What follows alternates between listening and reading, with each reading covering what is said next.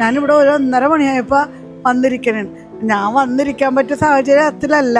കാരണം എൻ്റെ വീട് ഇപ്പോൾ ഒക്ടോബർ 15-ാം തീയതി ജപ്തി ചെയ്ത് പോയിട്ട് ചേച്ചി തെരുവിലാണ്. കണ്ടപ്പോഴും സങ്കടം. നമ്മുടെ വീട്ടിൽ നിന്ന് ഒരാൾ പോയ പോലെ തന്നെയാണ് പറയാനുള്ളത്.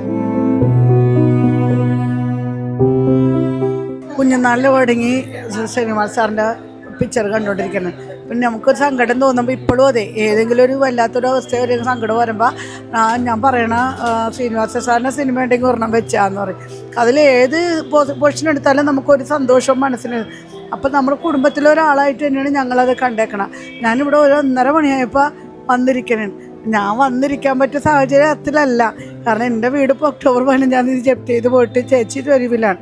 പക്ഷെ ആ ഒരു ഇതിൽ ആദ്യമായിട്ടാണ് ഒരു പരിപാടിക്ക് ഇങ്ങനെ വന്ന് നമ്മൾ ഇരിക്കുന്നത്. കാരണം അറിയാമല്ലോ, അത്രയ്ക്കും മനസ്സമാധാനം ഇല്ലാത്തൊരു സമയത്ത് പോലും നമുക്കിവിടെ വന്ന് ഇത്ര നേരം നമ്മുടെ ഈ ബോഡിയുടെ ഒപ്പം ഇരിക്കണമെന്നുള്ളൊരു ആഗ്രഹത്തിൽ വന്നിരിക്കുന്നതാണ്. കണ്ടപ്പോഴും സങ്കടം. നമ്മുടെ വീട്ടിൽ നിന്ന് ഒരാൾ പോയ പോലെ തന്നെയാണ് പറയാനുള്ളത്. കാരണം ഇത്രയും നാളുണ്ടായിട്ടും പല ആൾക്കാർക്കും പല നടന്മാർക്കും പല ഇതൊക്കെ കേൾക്കും.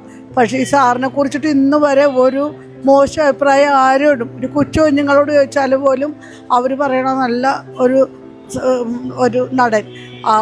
അതിലപ്പുറം നമ്മുടെ വീട്ടിൽ നിന്ന് ഒരാൾ പോയ ഒരു പ്രതീതിയാണ് ഞങ്ങൾക്കുള്ളത്.